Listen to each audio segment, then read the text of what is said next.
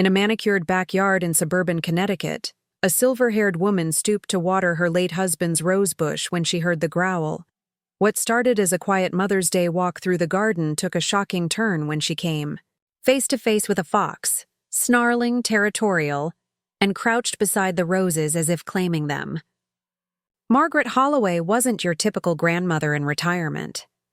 For over 4 decades, she'd taught generations of unruly children in a public school classroom, known for her razor-sharp memory and an iron will wrapped in velvet.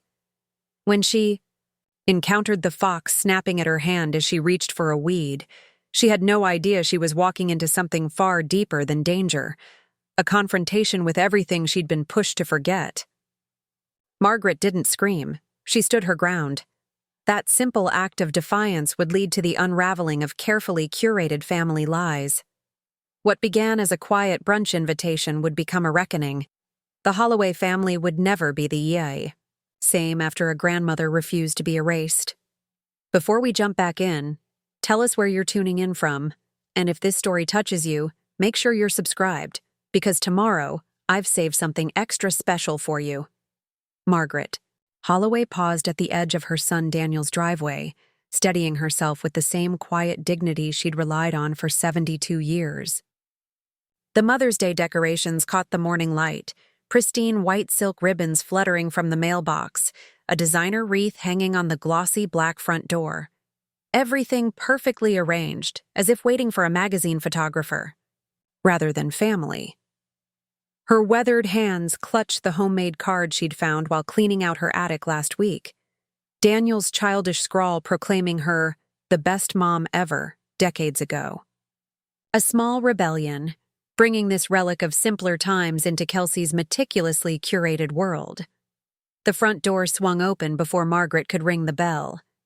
Kelsey appeared, camera-ready in a pale pink dress that probably cost more than Margaret's monthly pension, her smile as practiced as a politician's. "Margaret, happy Mother's Day." Kelsey's voice carried the artificial warmth of someone performing motherhood rather than living it. She leaned in for a kiss that landed somewhere near Margaret's ear. "Everyone's already here. Come in, come in." Margaret stepped into the foyer, noting how the house had changed yet again since her last visit. New artwork, higher-end furniture, fewer family photos, at least fewer that included her. "I brought a small coffee cake," Margaret said, offering the carefully packed container. "It's Daniel's favorite. The recipe." "Oh, how sweet," Kelsey interrupted, taking the container with 2 fingers as if being handed a dirty diaper. "But we have the most amazing spread from Bellini's. You know, that place in Greenwich that had the write-up in Connecticut home? I'm sure the kids might enjoy your cake later, though." The dismissal stung, but Margaret merely nodded, her face revealing nothing. 40 years of teaching middle school had perfected her neutral expression. As they moved through the house, Margaret caught glimpses of the other guests, Kelsey's parents holding court in the living room, some neighbors she vaguely recognized. And at the far end of the great room, Rachel, her other daughter-in-law, standing alone by the window. When their eyes met, Rachel gave a small, knowing nod that carried more genuine greeting than Kelsey's entire welcome. "Mom!" Daniel emerged from the kitchen, champagne flute in hand. He kissed her cheek, the scent of mimosas fresh on his breath. "Happy Mother's Day." She searched his face for the boy she'd raised, finding only fragments behind the polished veneer of the financial executive he'd become. "Daniel, thank you for having me." His eyes didn't quite meet hers. "Well, it's tradition, right?" Tradition. The word hung between them. Traditions could be changed, apparently. Margaret had always been at the head of the table for these gatherings, even after her husband Howard died. Today, though, something felt different as Kelsey guided everyone to the dining area. The main table gleamed with crystal and silver, centerpieces of white peonies and eucalyptus arranged with mathematical precision. Name cards marked each place setting, Kelsey's mother at one end, Daniel at the other. Margaret searched for her name but found nothing. "Margaret," Kelsey called. her voice pitched to carry across the room. "We've got you set up right over here this year." This year. As if this weren't a calculated change. Margaret followed Kelsey's gesture to a folding table in the corner, covered with a different, slightly less expensive tablecloth. Plastic cups, instead of crystal, paper napkins rather than linen. And surrounding the table, 4 empty booster seats and small chairs. The kids' table. "We just didn't have quite enough room with everyone at the main table," Kelsey explained, not bothering to make her lie convincing. "And Noah and Lily were so excited to sit with their grandmother, weren't you kids?" Noah and Lily, Margaret's grandchildren, looked up from their tablets with brief smiles that suggested this was the first they'd heard of this arrangement. 10-year-old Lily's eyes, so much like Daniel's as a child, showed momentary confusion. "But where's Grandma's present going to go if she's not at the big table?" Lily asked. "Last year it was right by her plate." A flicker of annoyance crossed Kelsey's perfect features. "We'll do presents later, sweetie. In the living room." Margaret felt the eyes of the other guests on her, some embarrassed, some curious, none intervening. She caught Rachel watching the scene unfold, her expression hardening as she took in the situation. "This is perfect," Margaret said, her voice carrying just enough warmth to diffuse the tension but not enough to absolve the insult.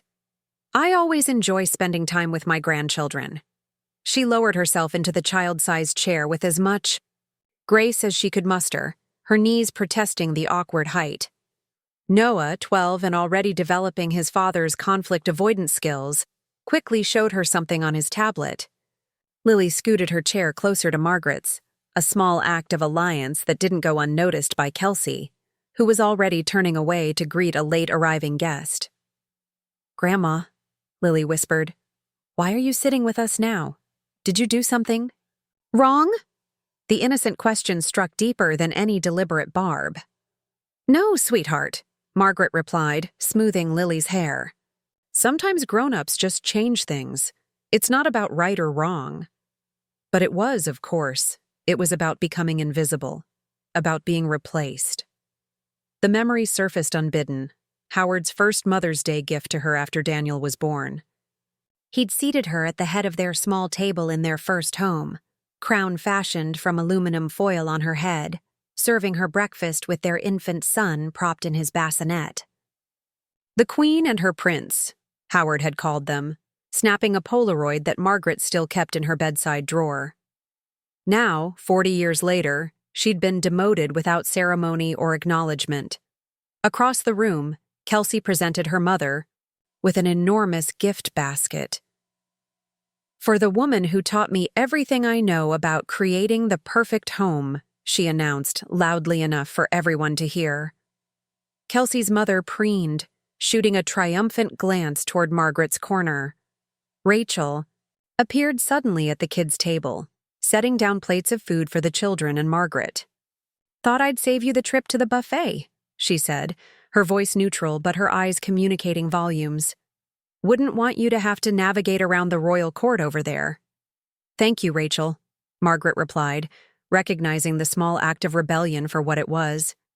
"Don't mention it," Rachel murmured, low enough that only Margaret could hear. "Some of us still remember who built this family before the renovation." As Rachel walked away, Margaret surveyed the room. The laughter, the expensive clothes, the performative affection. Daniel caught her eye for a moment, then quickly looked away, raising his glass to toast Kelsey's mother instead.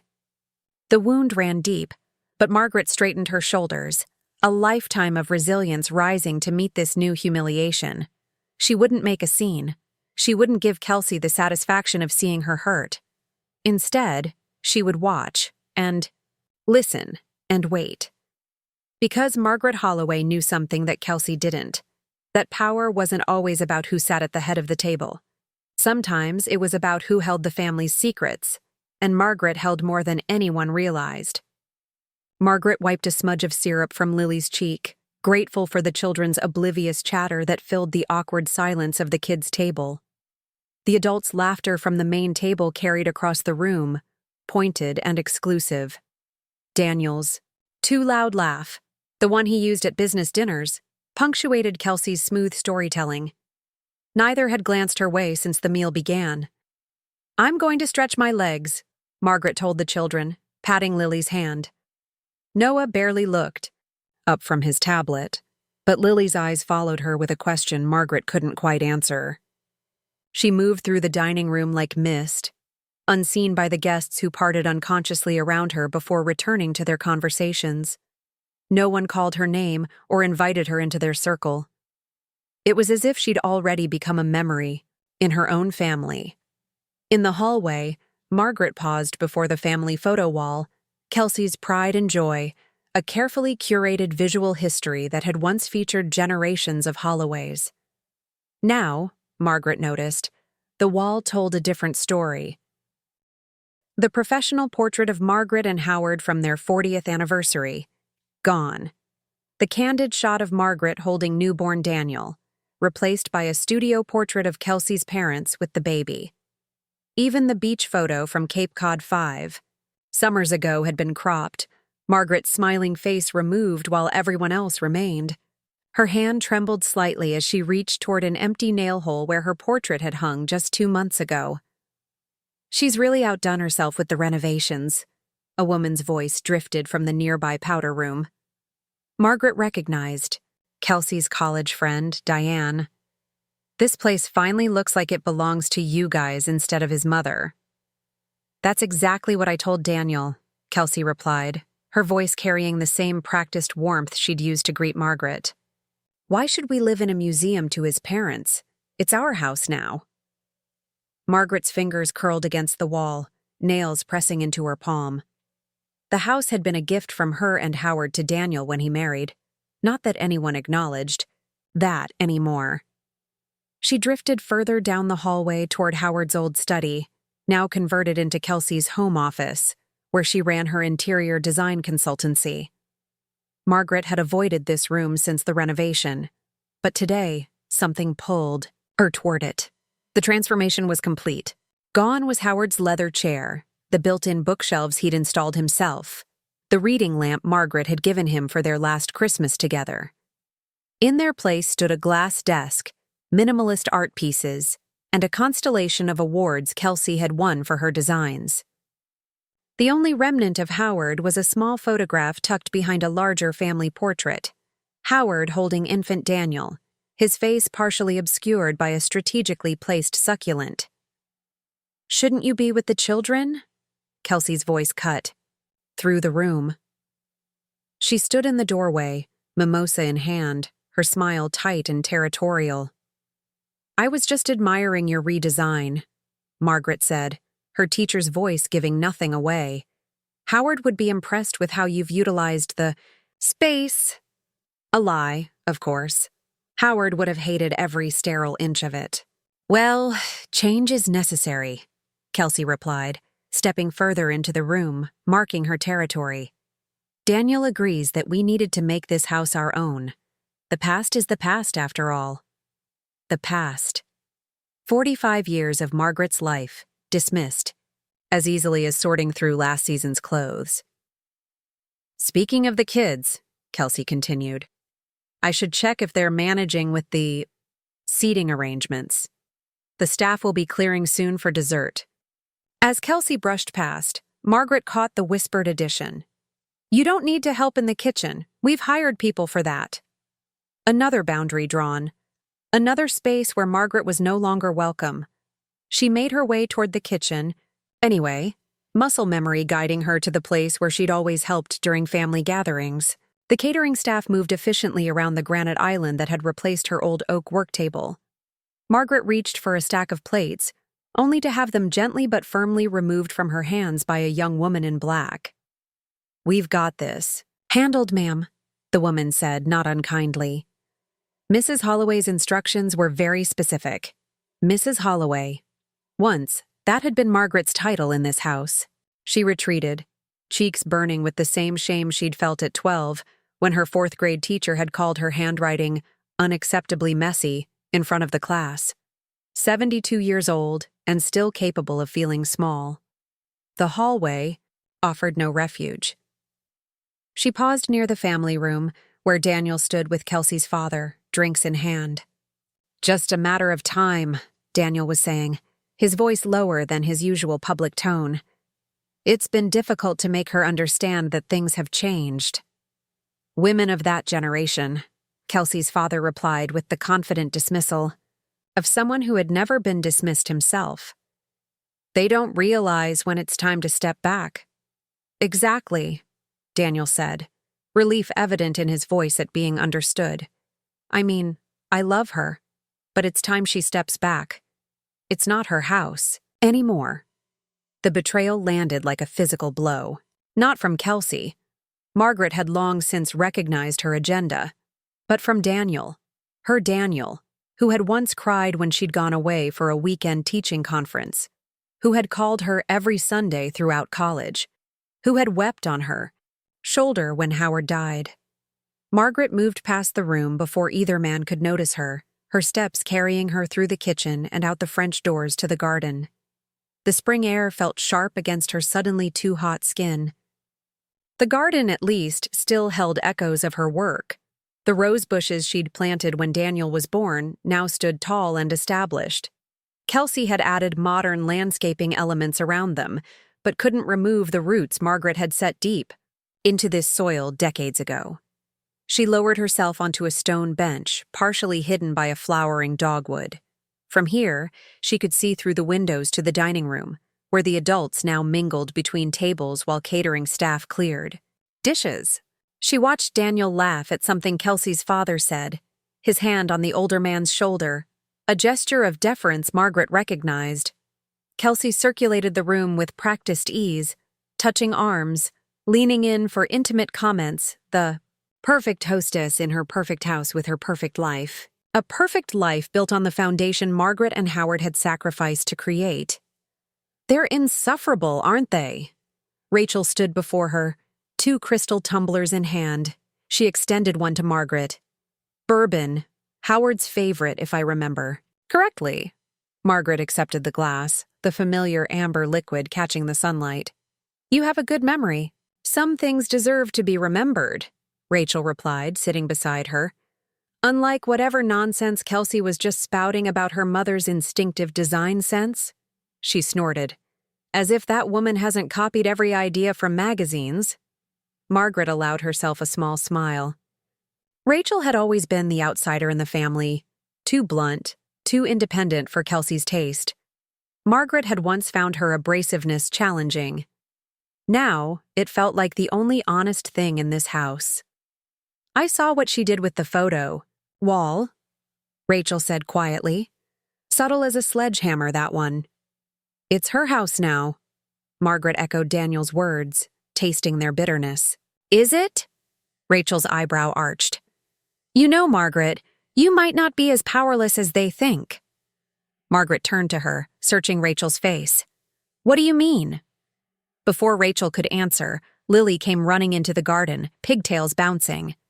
"Grandma, Mom says it's time for cake and presents. Are you hiding?" "Not hiding, sweetheart," Margaret said, rising from the bench. "Just remembering." As she followed Lily back toward the house, Margaret felt something shift inside her. The quiet resignation hardening into resolve. She'd built this family once. Perhaps it was time to remind them exactly who had laid its foundation. Margaret carried the bourbon's warmth back inside, the familiar burn reminding her of evenings with Howard, planning their future while Daniel slept upstairs. She followed the sound of polite laughter toward the living room where Kelsey was orchestrating, the gift-giving portion of the brunch. Wrapped boxes formed an artful display around Kelsey's mother, while Margaret's single gift, a department store bag with tissue paper peeking out, sat alone on a side table. "Before we open gifts," Kelsey announced, champagne flute raised, "I just want to thank everyone for making this Mother's Day so special, especially my mother, who taught me everything about creating a beautiful home and family." Margaret felt Rachel's presence beside her, a quiet solidarity as Kelsey continued her performance. The gifts were opened with exclamations that seemed rehearsed, expensive scarves, jewelry, spa certificates. When Margaret's turn came, Kelsey handed her the department store bag with the perfunctory enthusiasm of someone checking a task off a list. "This is from Daniel and me," she said, though Margaret doubted Daniel had been involved in the selection. Inside was a generic floral nightgown, size large, at least 2 sizes too big for Margaret's frame. A gift that communicated both obligation and indifference. "Thank you," Margaret said, folding the nightgown carefully. "It's very thoughtful." "Mother's Day isn't complete without something special for Grandma," Kelsey declared loudly, already turning toward the group. "Now, who's ready for Bellini's famous chocolate torte?" As the guests migrated back toward the dining room, Rachel touched Margaret's elbow. "Help me find some extra napkins?" she asked, nodding toward the kitchen. Margaret followed her through the busy kitchen and into the walk-in pantry. Rachel closed the door behind them, the sounds of the party immediately muffled. "All right, enough polite nonsense," Rachel said, her voice low but intense. "We need to talk about what's happening here," Margaret sighed. "I know Kelsey can be difficult, but—" "Difficult?" Rachel interrupted. "Margaret, she's systematically erasing you from this family. The photos, the seating arrangement, the way she's got Daniel talking about you. It's calculated. Daniel is just caught in the middle." "The middle of what? Between his wife and his mother? That's a choice he's making, Margaret, and he's choosing wrong." Rachel's eyes were fierce with protective anger. "You built this family, this house, this whole life they're enjoying, and they're pushing you out the door before you're even gone." The blunt assessment hung between them. Margaret had spent so long making excuses for Daniel that hearing the truth spoken aloud felt like coming up for air after being underwater. "I've been wondering," Rachel continued, more carefully now, "about something you mentioned to me a few years ago. After Howard died, you said you'd made arrangements. A revised will?" Margaret's breath caught. She'd almost forgotten that late-night conversation during the weekend Rachel had stayed over to help her organize Howard's papers. "Yes," she admitted. "Gerald Whitman drew it up. I gave the envelope to Daniel for safekeeping. I thought—" She paused, the pain of her misjudgment fresh. "I thought he would protect my wishes." "And what were those wishes exactly?" Rachel pressed. "The house was always meant to be held in trust," Margaret explained, her voice steadier now. "Daniel could live here, but it would eventually pass to the grandchildren. And the investments Howard made, they were meant to be divided carefully, not all at once." Rachel's eyebrows rose. "Does Kelsey know this?" "She knows there's something," Margaret said. "Daniel must have told her about the envelope, but not the details. I made him promise not to read it until—" She didn't finish the sentence. "Until you were gone," Rachel completed softly. "And now Kelsey's getting impatient." The implication settled between them. Margaret felt a chill that had nothing to do with the pantry's temperature. "I've seen how she looks at you, Margaret, like you're an inconvenience with an expiration date. And I've heard things from Noah during his weekends with me. Things Kelsey says when she thinks no one who matters is listening." Before Margaret could respond, the pantry door swung open. Lily stood there, a chocolate smudge on her cheek. "Mommy said you're hiding again," she announced, reaching for Margaret's hand. "The cake is really good, Grandma. You should try some." Rachel and Margaret exchanged glances before following Lily back to the dining room. The dessert service was underway, Kelsey directing the catering staff with imperious efficiency. She shot a suspicious look toward Margaret and Rachel as they emerged from the kitchen. "There you are," she said, her tone suggesting they'd been caught at something inappropriate. "We were just discussing summer plans. Mom and Dad have invited us to their lake house for August." "The whole month?" Margaret asked, remembering her standing tradition of taking Noah and Lily for 2 weeks each summer. "It's such a wonderful opportunity for the kids," Kelsey replied, not quite answering. Quality time with both sets of grandparents is so important. But what about Grandma's beach house? Lily asked, confusion in her voice. You said we couldn't go there anymore because… Lily, honey, why don't you take your cake to the kids' table? Kelsey interrupted, her smile tight. Because Grandma won't be around much longer anyway, Lily finished, innocently repeating words clearly not meant for Margaret's ears. The room went silent. Even the catering staff paused in their movements. Margaret felt every eye turn toward her, measuring her reaction. Daniel stared at his plate, his face flushed. Kelsey's smile remained fixed, though her eyes had widened slightly, the only indication that she recognized the bomb that had just detonated. I mean, that's what you told Daddy, Lily continued, oblivious to the tension.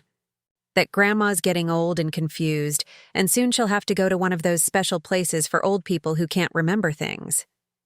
Margaret's carefully maintained composure began to crack. Not from hurt, though that was certainly present, but from a slow-burning anger that had been building since she'd seen her assigned seat at the kids' table. She felt Rachel's hand touch her arm in silent support. Well, Margaret said, addressing Lily but looking directly at Kelsey. I may be old, but my memory is quite intact. In fact, I remember everything. The emphasis on the final word was subtle, but unmistakable. She turned to Daniel, whose eyes still wouldn't meet hers. Daniel, I'd like a word with you after dessert. About that envelope I entrusted to you. The color drained from his face. Across the table, Kelsey's mother leaned forward, suddenly interested in this new development. Margaret turned back to Lily, her voice gentle again. And yes, sweetheart, I would love some cake.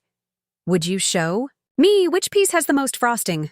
As she followed Lily to the dessert table, Margaret felt something shift inside her, a resolve hardening like steel. She'd spent her life being strong for others, making space for their needs and dreams. Perhaps it was time to claim some of that strength for herself. While the party resumed around her with more subdued conversation, Margaret slipped her phone from her purse and stepped into the hallway. The number for Gerald Whitman was still in her contacts. She had called him just last month for advice on her Medicare paperwork. Her finger hovered over his name for only a moment before she pressed call. Gerald, it's Margaret Holloway, she said when he answered, her voice steady and clear. I need to see you today. It's about the amended will. She listened briefly. Yes, it's rather urgent. And Gerald, if you wouldn't mind, could you bring the backup copy with you? Margaret slipped her phone back into her purse just as Daniel rounded the corner into the hallway. Mom, who are you calling? His voice carried the nervous edge of a child caught in a lie. Just checking the time, Margaret replied, the small deception coming easily after decades of protecting her children from difficult truths. Shouldn't you be with your guests? Daniel shifted his weight from one foot to the other. About what Lily said. We can discuss that later, Margaret interrupted, her tone gentle but firm. The teacher's voice that had quieted classrooms for 40 years. Now isn't the time. Relief washed over Daniel's face, always looking for the escape route from confrontation. He'd been that way since childhood, hiding in his room when Howard raised his voice, leaving the difficult conversations for Margaret to navigate. She'd thought it was sensitivity. Now she wondered if it had simply been cowardice all along. Right, later. He nodded, already backing away. Kelsey's starting the parlor games in the living room. Margaret followed him back to the party, where Kelsey had indeed organized some complicated-looking board game involving teams and elaborate rules.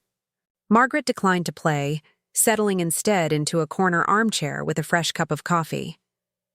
Rachel joined her, and they watched the forced gaiety with the detached interest of anthropologists observing an unfamiliar ritual. 45 minutes, Rachel murmured. Margaret looked at her questioningly. That's how long until Gerald arrives, Rachel explained. I texted him while you were on the phone, filled him in on the situation. Margaret raised an eyebrow. You have Gerald's number? Rachel shrugged. He helped me with my custody arrangement last year. He's thorough. The doorbell chimed precisely, 45 minutes later, cutting through Kelsey's explanation of the game's final round. Daniel looked up, confused. They weren't expecting more guests. Kelsey motioned to one of the catering staff to answer the door, her attention still focused on orchestrating the perfect conclusion to her party. Gerald Whitman entered the living room with the confidence of someone who'd navigated legal and social complexities for over 40 years. At 65, he still carried himself with the straight-backed posture of the naval officer he'd once been. His tailored suit and precisely knotted tie stood in contrast to the casual but expensive weekend wear of the other male guests. "Gerald!" Margaret rose to greet him, noticing how Kelsey's smile faltered momentarily. "What a lovely surprise!" "Margaret," Gerald took her outstretched hands in his. "I was in the neighborhood and thought I'd stop by to wish you Happy Mother's Day." His eyes conveyed a different message. "I came as quickly as I could." Daniel approached, his professional smile firmly in place but his eyes wary. "Gerald, this is unexpected." "Daniel." Gerald's handshake was firm, assessing. "Hope I'm not interrupting. Just a quick social call." Kelsey materialized at Daniel's side, her arm sliding possessively through his. "Mr. Whitman, what perfect timing. We're just finishing up our Mother's Day celebration." "Mrs. Holloway?" Gerald nodded, emphasizing the title with just enough formality to remind everyone that he had known this family long before Kelsey entered. The picture. "Quite a gathering you've put together." Margaret watched the subtle interplay, noting how Gerald established his presence, and by extension, her position, with just a few careful words. Howard had always said Gerald could win a case before opening his briefcase, simply by controlling the room. "Gerald, you must have some coffee," Margaret suggested. "Perhaps in the study. I was just telling Daniel about some paperwork I've been meaning to review with you." The fabricated conversation hung in the air. Daniel's shoulders tensed visibly. "Wonderful idea," Gerald agreed smoothly. "The study is actually my office now," Kelsey interjected. "Perhaps the sunroom would be more comfortable?" "Your office?" Gerald's eyebrow arched slightly. "I remember when Howard installed those bookshelves himself. Quite the craftsman, your late husband," he added to Margaret. Kelsey's smile tightened. "We've made some updates to bring the house into this century." "Of course," Gerald nodded. "Progress marches on, though in my profession we tend to respect precedent." The gentle rebuke landed precisely. Margaret suppressed a smile as she led Gerald toward the sunroom, feeling Kelsey's eyes burning into her back. As they passed through the dining room, Noah and Lily looked up from their tablets. "Who's that man, Grandma?" Lily asked. "This is Mr. Whitman, an old family friend," Margaret explained. "You're the man in the photo with Grandpa," Noah said suddenly, looking up with interest.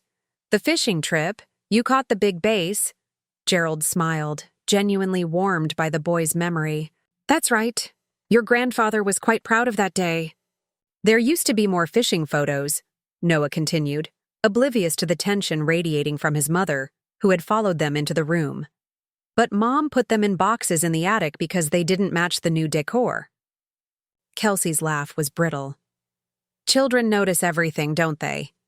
Noah, why don't you and Lily go play in the backyard? The adults need to talk."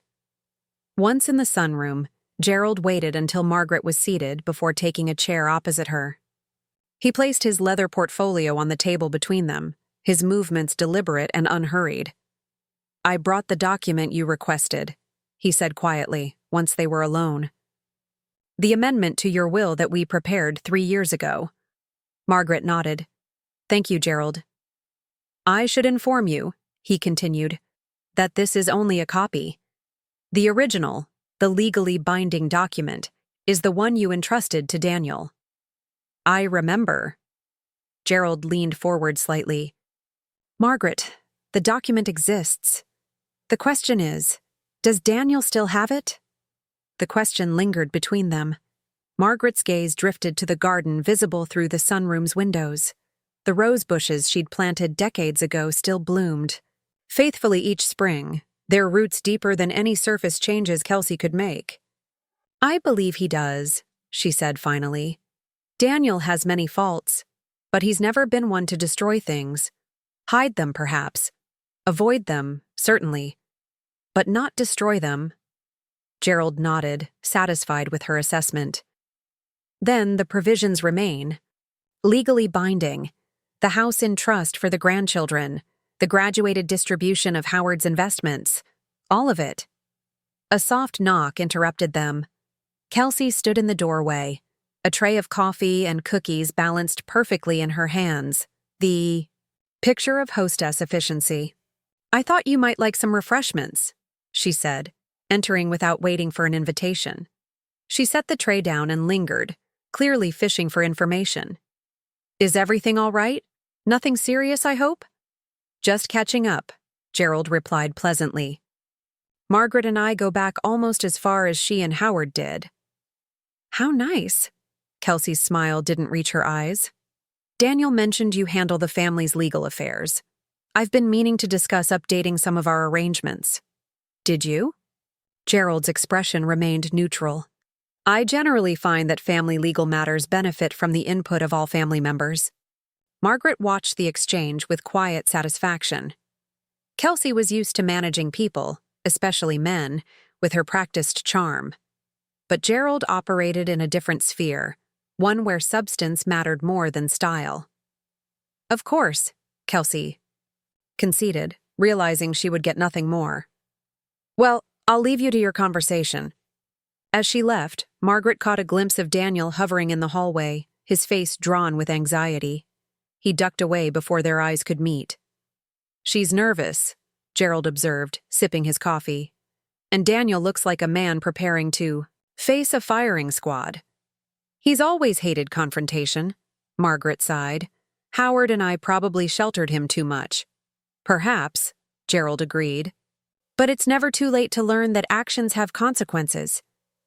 They finished their coffee in companionable silence.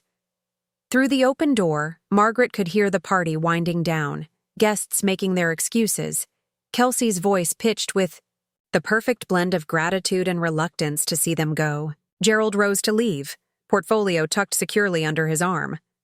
"I believe I've accomplished what I came to do," he said, his voice low enough that only Margaret could hear. "Sometimes, simply reminding people of your legal standing is enough to shift the balance."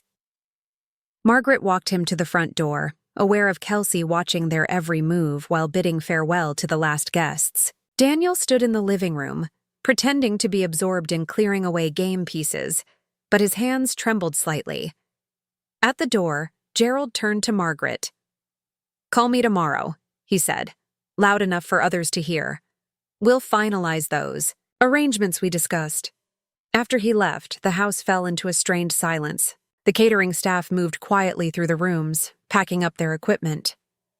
Kelsey busied herself directing the cleanup, her movements more abrupt than usual. Daniel remained in the living room, a man awaiting judgment. Margaret approached him calmly, her voice gentle but firm when she finally spoke. "Daniel, do you still have the envelope I gave you?" Daniel stared at his mother's question as if it were a physical thing hovering in the air between them. His eyes darted toward the kitchen where Kelsey was instructing the catering staff, then back to Margaret. "Can we talk somewhere?" He hesitated, swallowing hard. "More private?" Margaret nodded, following as Daniel led her to the only room in the house that remained relatively untouched by Kelsey's renovations, a small den off the main hallway that had once been Daniel's childhood bedroom. Unlike the rest of the house, this space still held traces of the Holloway family Margaret remembered. Old leather-bound books, a worn chess set Howard had taught Daniel to play on, photographs that hadn't been deemed worth displaying or hiding. Daniel closed the door behind them, running a hand through his hair, a nervous gesture he'd had since childhood. For a moment, Margaret saw the little boy who'd come to her with scraped knees and broken toys, seeking the comfort and solutions she'd always provided, Mom, he began, his voice strained. Things are complicated. They usually are, Margaret replied, settling into an armchair. But some questions have simple answers. Do you still have the envelope, Daniel? He sank onto the edge of the desk, unable to meet her eyes. Yes. The admission hung between them. Simple, yet weighted with years of unspoken truths. I haven't opened it, he continued quickly. I promised I wouldn't unless I was no longer able to make my own decisions. Margaret finished for him. Yet somehow, Kelsey knows enough about its contents to be concerned. Daniel's shoulders slumped. I might have mentioned some of what you told me. That the house was meant to stay in the family. That there were conditions. Conditions that interfere with Kelsey's plans, Margaret said quietly. Plans that apparently include putting me in one of those places for old people who can't remember things. Daniel flinched as his daughter's innocent repetition of Kelsey's words came back to haunt him. She didn't mean it like that. How did she mean it, Daniel? Margaret's voice remained steady, though something sharp edged beneath the surface. Exactly how does one mean such a thing? It's just, Kelsey has visions for the future. Our future. The kids' future. His words tumbled out, rehearsed excuses that sounded hollow even to his own ears. She thinks the house could be worth millions if we renovated and sold it. She's found this amazing property in Greenwich. This house was meant for your children, Margaret interrupted. Not for Kelsey's visions. I know, but where is it? Margaret asked suddenly. Preparing and narrating this story took us a lot of time. So if you are enjoying it, subscribe to our channel. It means a lot to us. Now back to the story. Daniel blinked, caught off guard. What? The envelope. Where is it? His eyes flicked involuntarily toward the bookshelf before he caught himself. It's safe. Margaret rose slowly, crossing to the shelf. Her hand went unerringly to a hollowed-out copy of Great Expectations, Howard's old hiding place for small valuables. Inside, just as she suspected, was a sealed legal envelope. You hid it in your father's book, she said, a sad smile touching her lips. Some habits never change. Daniel looked stricken. Mom, I was protecting it. From whom? From me? Or from Kelsey? Margaret didn't wait for his answer, turning the envelope over in her hands. The seal was intact, the paper aged but undamaged. I wanted to keep everyone happy, Daniel said, his voice cracking slightly. Kelsey has these dreams for us, and you have your traditions, and I'm just trying to hold it all together. By pleasing everyone, you end up pleasing no one, Daniel. Margaret's tone softened. Your father used to say that. I remember. Do you? Margaret looked up from the envelope, truly seeing her son perhaps for the first time in years. Not as the little boy she'd protected, but as the man he'd become, caught between obligation and desire, paralyzed by his fear of conflict. What else do you remember about your father, Daniel? He swallowed hard. That he believed in doing what's right, even when it's difficult. Yes, Margaret nodded. Yet here you are, allowing your wife to push me out of my own family, sitting silent, while she plots to sell the home your father and I created for you, hiding legal documents instead of standing for what's right. Daniel's eyes filled with tears. I didn't know what to do. You could have talked to me, Margaret said simply. I'm still your mother, Daniel, not just some inconvenient old woman, to be relegated to the kids' table. The words struck deeper than she'd intended. Daniel's face crumpled, years of suppressed guilt finally breaking through. I'm sorry, he whispered, sounding for a moment like the 5-year-old who'd accidentally broken Howard's prized fishing trophy. I've been a coward. Yes, Margaret agreed, but there was no triumph in the acknowledgement, only sadness. You have. Daniel looked up, tears streaming freely now. I didn't want to hurt you, or Kelsey, or anyone. I just wanted everything to be peaceful. Peace built on silence isn't really peace, Daniel. It's just delayed confrontation. Margaret touched his cheek gently. And now here we are.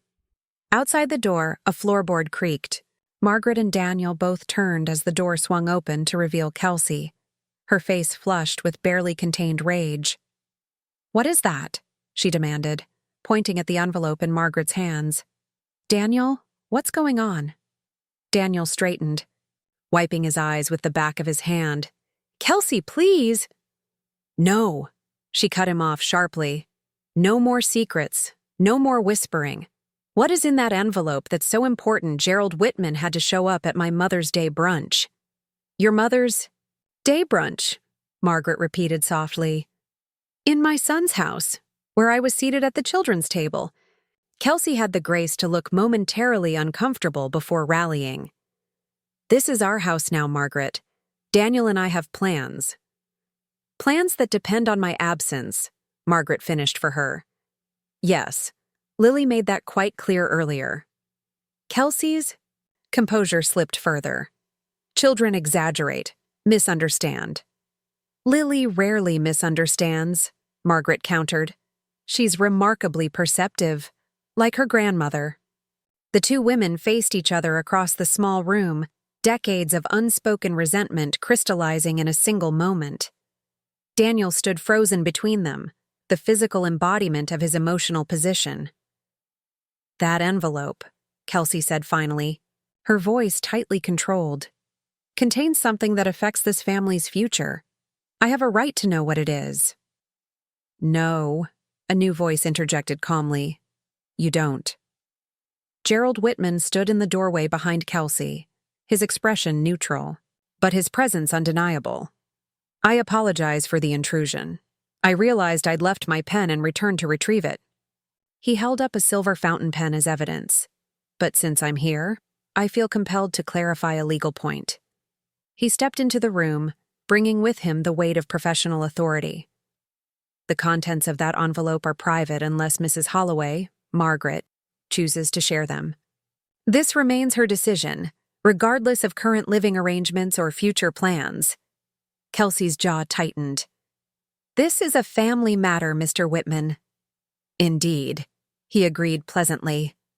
"And Margaret remains the head of this family in legal terms, if not in seating arrangements." The barb landed precisely. Kelsey turned back to Margaret, her composure cracking further.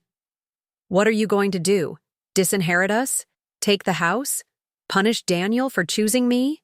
Margaret studied her daughter-in-law, seeing past the anger to the fear beneath, the working-class girl who'd clawed her way up, always afraid of sliding back down. "I'm going to do what I should have done years ago," Margaret said quietly. "I'm going to speak the truth openly and honestly, to the entire family." She turned to Daniel, whose face had gone ashen. "At dinner tomorrow, I'd like everyone present. You, Kelsey, the children, Rachel too." Her gaze returned to Kelsey. "Consider it my final gift to this family." "Final?" Kelsey repeated, suspicion and worry warring in her expression. "In a manner of speaking," Margaret replied, tucking the envelope into her purse. "Now, if you'll excuse me, I should find Noah and Lily to say goodbye. It's been a rather revealing Mother's Day." As she moved toward the door, Daniel reached for her hand. "Mom, wait. What are you planning to do?" Margaret paused, looking back at her son with a mixture of sadness and resolve. "Something your father would approve of, Daniel. Something long overdue." She left them standing in the small den, Kelsey's artificial world temporarily suspended around them.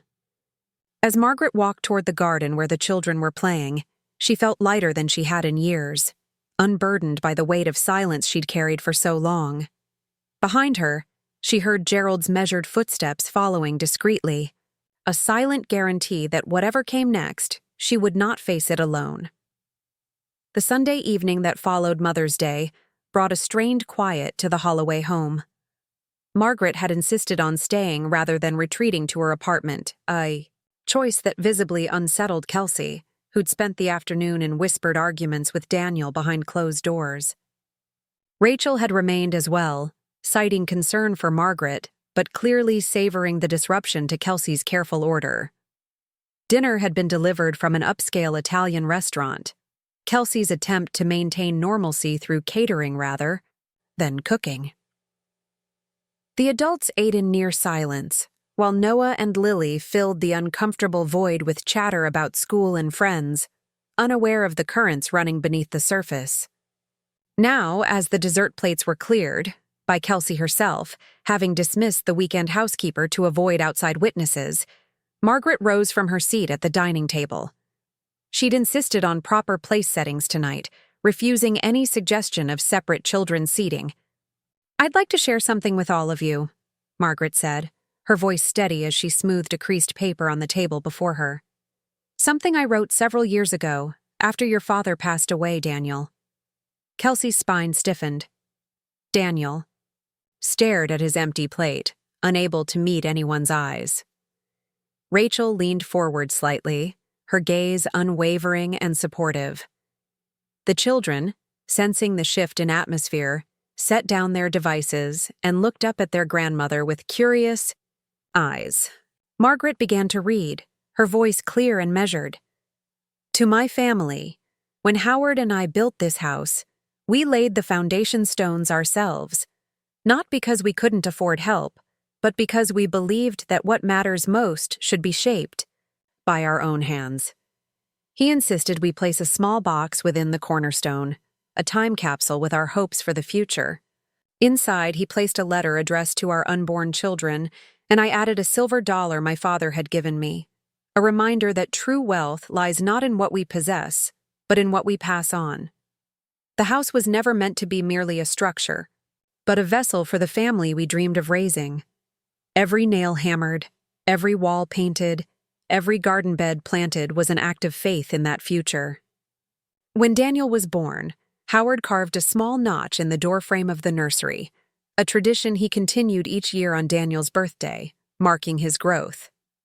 These marks remain hidden beneath layers of paint now, invisible but present, much like the love that has sustained this family through joy and sorrow alike. In recent years, I have watched silently as the meaning of this house has changed.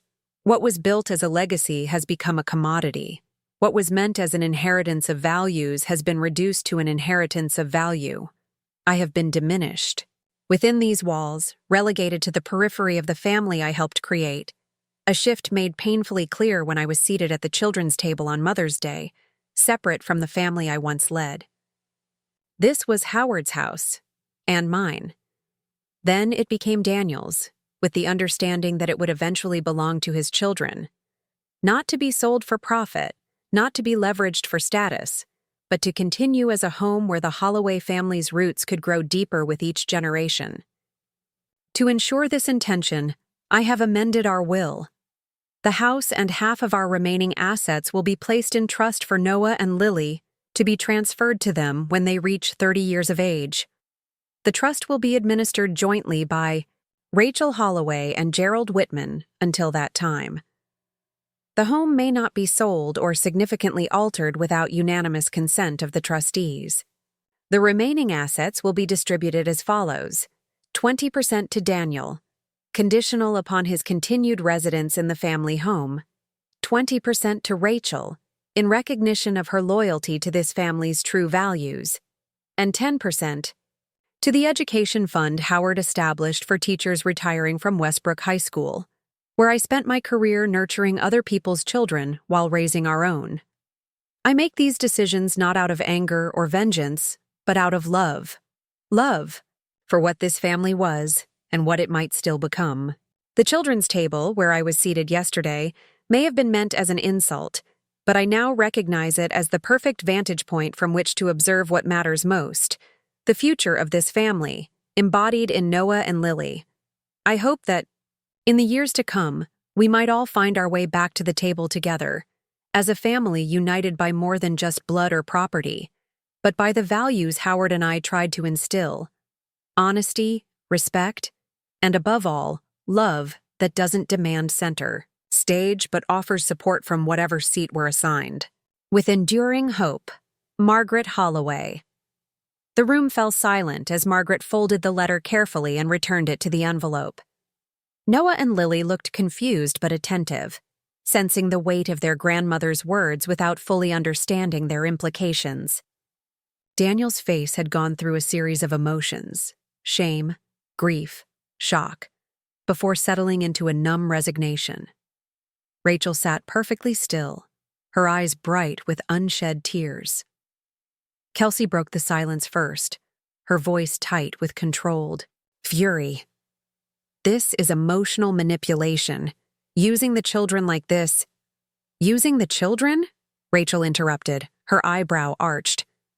"That's an interesting accusation from someone who placed Margaret at the kids' table yesterday." "That was a space issue," Kelsey insisted, her composure cracking slightly. "This is about our future, about plans we've made. Plans that never included me," Margaret said quietly. "Except as an inconvenience with an expiration date, I believe." Daniel finally looked up, his face ashen. "Mom, we never intended—" "What we intended doesn't matter as much as what we did, Daniel," Margaret replied, gentler with him than with Kelsey. "Actions speak louder than intentions." "You can't do this," Kelsey said, her voice rising slightly. "You can't just change everything because your feelings were hurt at brunch." Margaret's smile held no triumph, only a sad wisdom. "The brunch didn't change my plans, Kelsey. It merely confirmed they were necessary. The amendment to the will was made 3 years ago, when I first noticed the family photographs being replaced and Howard's books being moved to the attic."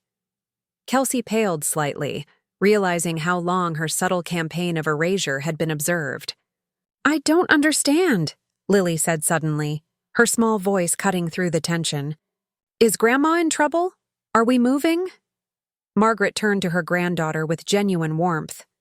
"No, sweetheart. I'm just making sure that this house will always be your home, no matter what happens." "But we want you to live here too," Noah added, looking between the adults with growing concern. "Why can't Grandma stay here all the time? Why does she have to sit at a different table?" From the mouths of babes, Margaret thought, watching Kelsey flinch at the innocent question. "I think that's a wonderful idea," Rachel said, smiling at the children. "Your grandmother belongs right here with all of us." "At our table," Lily exclaimed, brightening. "We want Grandma to sit with us forever."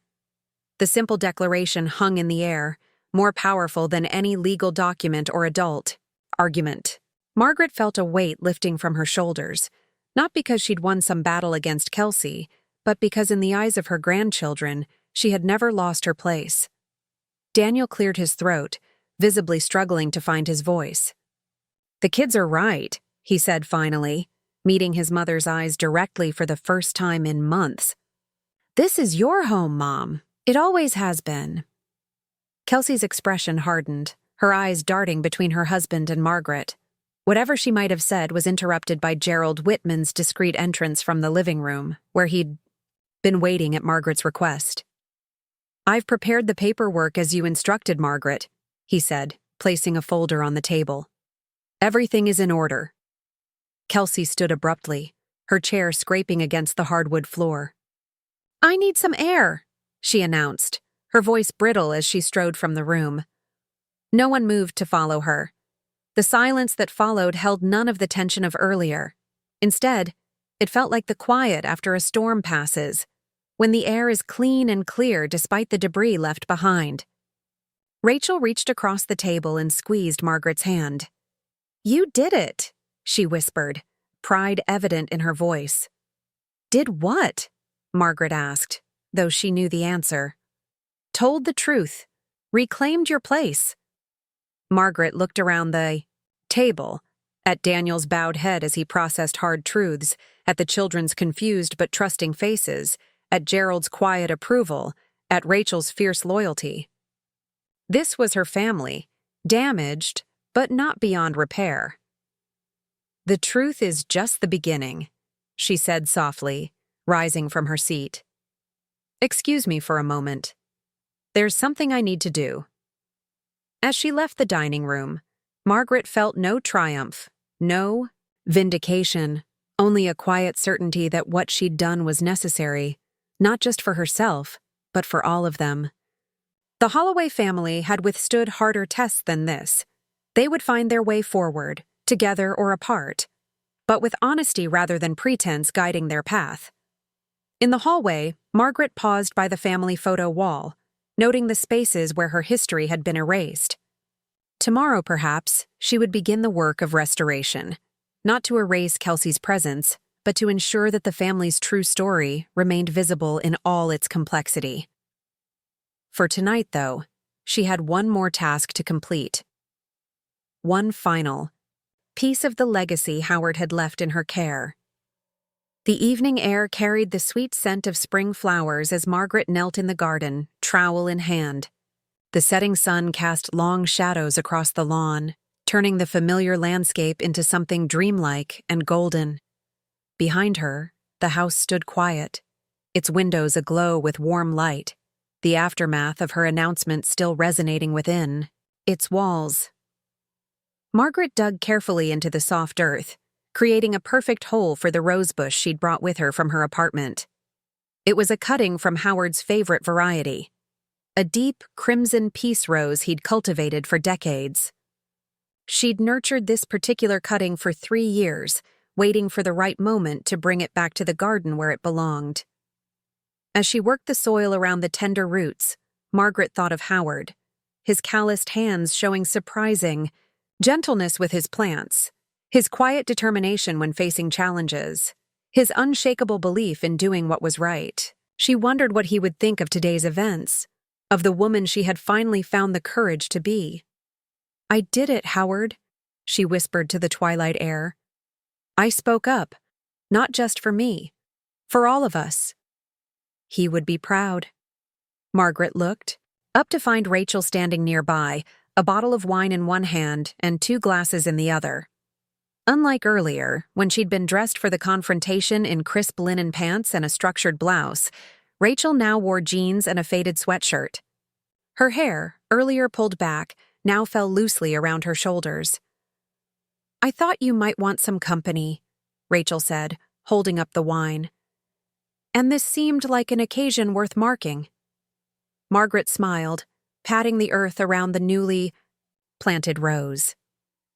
"Howard always said gardens and conversations both benefit from good wine." Rachel settled onto the stone bench nearby, pouring 2 generous glasses. She handed one to Margaret, who brushed the soil from her hands before accepting it. For a moment, they simply sat in companionable silence, watching the last colors of sunset fade into dusk. "Daniel has taken the children for ice cream," Rachel said finally.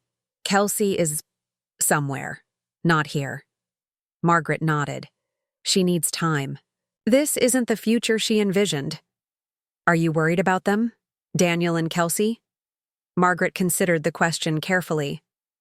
"I worry about Daniel. Always have. He struggles with difficult truths."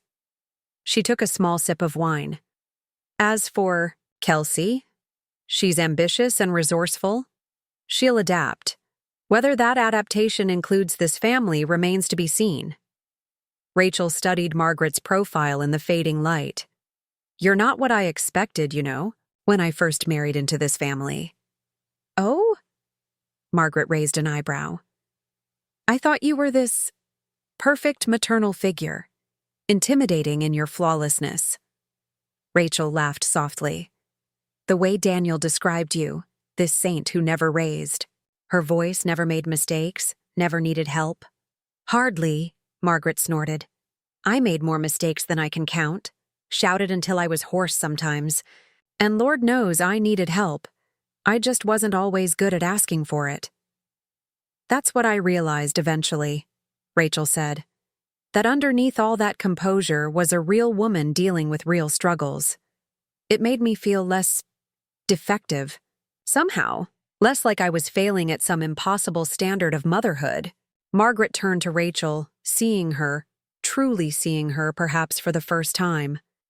Not just as Daniel's sister-in-law, but as a woman who had carved her own path through difficult terrain. You were never defective, Rachel. Different from what this family was used to, perhaps, but that's not the same thing. Tell that to Kelsey, Rachel said wryly. She spent years trying to improve me. Kelsey, Margaret said carefully, has spent years trying to create a reality that matches her aspirations. The problem isn't her ambition, it's that she believes people are props in her production, not players with their own scripts. Rachel laughed, a genuine sound that carried across the darkening garden. That's exactly it.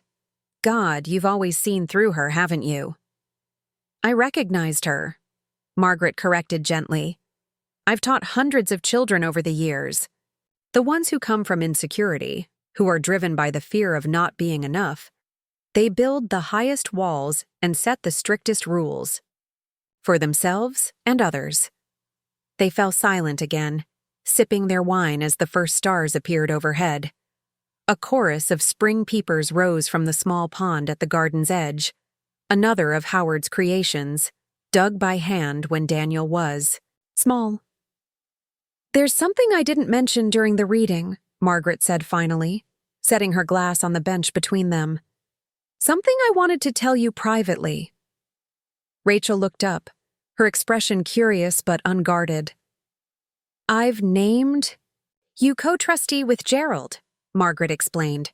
Not just for Noah and Lily's trust, but for mine as well. All my affairs, should I become unable to manage them. Rachel's eyes widened. Not Daniel? Margaret shook her head. Daniel avoids difficult choices. That's not what I need in someone overseeing my care or my legacy. But I'm not even family. Not really. Not since... You've been more family to me these past years than those related by blood, Margaret interrupted. Family isn't just genetic connection, Rachel. It's who shows up, who speaks truth, who remembers what matters. Rachel blinked rapidly, emotions crossing her face too quickly to name. I don't know what to say. You don't need to say anything, Margaret assured her. Just promise me you'll continue being exactly who you are. Someone who doesn't flinch from truth, even when it's uncomfortable. Rachel nodded, unable to speak for a moment. When she finally found her voice, it was rough with feeling. You know what got me through those first years after the divorce? When everyone was whispering about my failure and questioning my choices? Margaret waited, giving her space to continue. It was watching you, Rachel said simply. The way you carried yourself. The way you loved your grandchildren without conditions. The way you never let anyone's judgment dim your light. She swallowed hard. I wanted to be that kind of mother. That kind of woman. Margaret felt something shift between them. Some final barrier falling away, leaving only connection in its place. Not mother and daughter-in-law, not even friends exactly, but survivors of the same storm, recognizing in each other a shared resilience. To the real mothers, Rachel said suddenly, raising her glass. The ones who nurture what matters, no matter where they're seated. Margaret clinked her glass against Rachel's, feeling a sense of peace she hadn't experienced since Howard's passing. To the real mothers, she echoed, and to those who will remember us not by what we owned, but by what we stood for. As darkness settled fully over the garden, they remained on the bench, talking quietly about everything and nothing. Howard's terrible singing voice, Daniel's childhood fear of butterflies, Noah's surprising talent for mathematics, Lily's fierce sense of justice. Stories that formed the true foundation of the Holloway family, more enduring than any house or inheritance. When they finally rose to go inside, Margaret paused by her newly planted rose. In the moonlight, it looked fragile, just a small stem with a few leaves, but she knew the strength of its roots, the resilience built into its very nature. By next spring, it would bloom again, adding its beauty to the garden Howard had begun decades ago. Some legacies couldn't be measured in dollar amounts or property values. Some were passed down in quieter ways, through stories told on spring evenings, through values demonstrated rather than dictated, through the courage to speak truth when silence would be easier. Tomorrow would bring its own challenges. Daniel and Kelsey would need to make decisions about their future. The legal details would need to be finalized. Life would continue its messy, complicated forward movement. But tonight, in this garden, Margaret had planted something more important than a rose. She had seeded a new understanding of family, one that might grow stronger and more beautiful with each passing season. As they reached the back door, the sound of a car in the driveway announced Daniel's return with the children. Noah's excited voice carried through the evening air, followed by Lily's delighted laughter. The simple joy in those familiar sounds washed over Margaret like a benediction. Whatever came next, this, the love between generations, the connections that transcended legal documents and property lines, this would endure. This was the real inheritance Howard had helped her create. And tonight, she had ensured it would continue long after she was gone. Morning light streamed through the kitchen windows, transforming the small folding table, yesterday's symbol of exclusion, into something almost magical. Margaret sat there by choice now, a steaming cup of Earl Grey before her, watching Noah and Lily bent over their drawing paper. "I'm making the rose bush you planted," Lily announced, her tongue caught between her teeth in concentration as she worked. "And you and Daddy and me and Noah." "Where's Mom in your picture?" Noah asked, glancing up from his own drawing. Lily considered this, crayon hovering. "She's inside the house, making coffee." Margaret hid her smile behind her teacup. Children saw everything, understood more than adults gave them credit for. Lily's diplomatic solution spoke volumes about her perception of the family's new reality. The house was quiet this Monday morning. Daniel had left early for work after a brief, awkward conversation with Margaret. Not quite an apology, not quite a reconciliation, but an acknowledgement of the truth they'd faced together. Kelsey remained upstairs, having skipped breakfast entirely. The children would leave for school soon, but for now, this peaceful interlude belonged to Margaret. "What are you drawing, Noah?" she asked, noting the careful precision with which the boy arranged colored pencils beside his paper. "The family tree you told me about," he replied without looking up. "The one Great-Grandpa McAllister started before you were born." Margaret leaned forward to see his work. Indeed, Noah had drawn a remarkable likeness of the old oak in the backyard, with small faces carefully sketched on each branch. Howard and Margaret on the largest branches, Daniel and his brothers on the ones extending outward, and Noah and Lily on the newest, highest reaches. "You remembered all that?" Margaret asked, touched that a story shared over pie last Thanksgiving had lodged so firmly in his memory. "Sure. You said family is like a tree. It grows in different directions, but the roots stay the same." Noah shrugged, uncomfortable with sentiment in the way of 12-year-old boys. "I thought it was cool." Rachel appeared in the doorway, Kari, keys in hand. "School bus express leaving in 15 minutes, troops," she announced. "Teeth brushed? Backpacks packed?" "Almost done," Lily protested, hastily adding more flowers to her garden scene. Rachel poured herself coffee, leaning against the counter as she watched the domestic tableau. She'd stayed the night in the guest room, her presence a quiet bulwark against the tension lingering in the house. "Kelsey's coming down," she murmured to Margaret, voice pitched low so the children wouldn't hear. "She wants to talk before the kids leave." Margaret nodded, unsurprised. Kelsey was nothing if not strategic. She would want to establish new terms, to salvage what she could from the shift in family dynamics. Footsteps on the stairs announced her arrival. Kelsey entered the kitchen with the careful poise of someone navigating unfamiliar terrain. Her designer loungewear and perfectly arranged hair stood in deliberate contrast to the previous night's disarray. "Good morning," she said, her voice neutral as she moved to the coffee pot.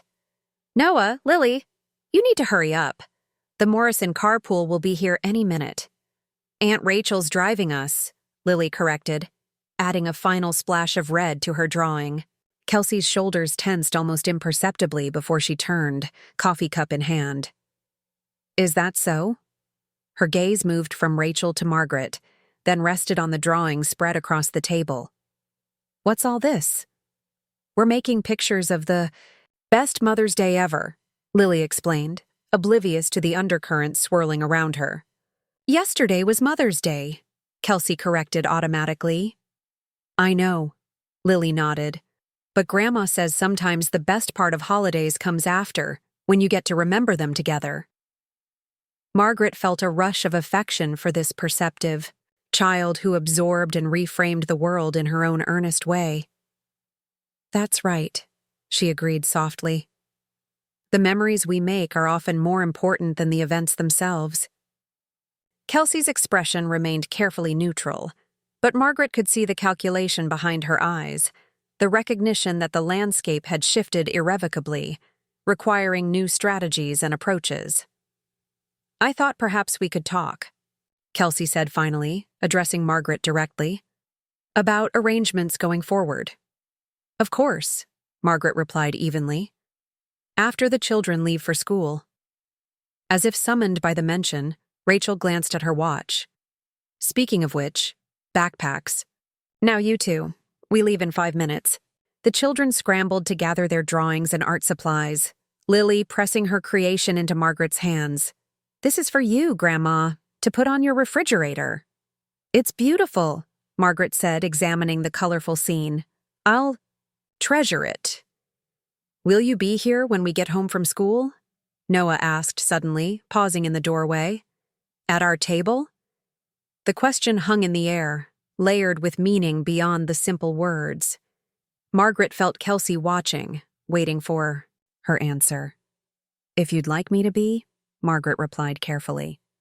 We want you here all the time, Lily declared, with the absolute certainty of childhood. At our special table. Only if I'm lucky, Margaret said, smiling even as her eyes grew damp. Being with you two is the greatest fortune I could ask for. Rachel shepherded the children toward the door, but not before Lily darted back to throw her arms around Margaret in a fierce hug. See you after school, Grandma. When they'd gone, the kitchen fell silent. Kelsey remained standing, an invisible wall between her and the small table where Margaret sat. The power dynamic that had seemed so fixed yesterday morning had inverted completely. I've been thinking about what you said, Kelsey began, her voice controlled. About the house, about family. Margaret waited, giving her the space to continue. I won't pretend to like the arrangement you've outlined, Kelsey continued, but I understand why you felt it was necessary. It wasn't quite an apology, but Margaret hadn't expected one. Thank you for that honesty at least. Daniel and I need to discuss our next steps, Kelsey said, setting her coffee cup down with a deliberate precision. But whatever happens, Noah and Lily deserve stability. Continuity. Yes, they do, Margaret agreed.